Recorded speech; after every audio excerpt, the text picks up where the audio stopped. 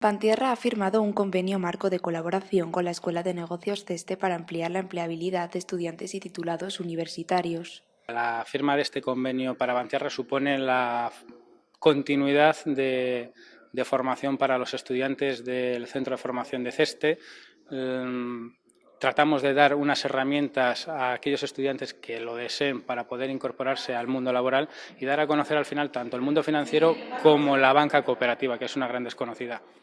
Gracias a este acuerdo, Bantierra se incorpora al Club de Empresas CESTE, beneficiándose de la amplia gama de actividades y propuestas dirigidas a este colectivo y pudiendo participar de forma preferente en los foros de debate que se desarrollen.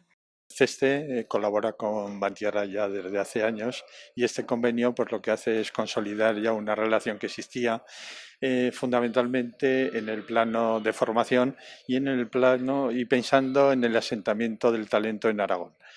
Pensamos que tanto para los jóvenes como para los profesionales, tanto de Bantierra como de CESTE u otras empresas, este tipo de convenios lo que va a hacer es facilitar la empleabilidad, que es de lo que se trata en nuestra región.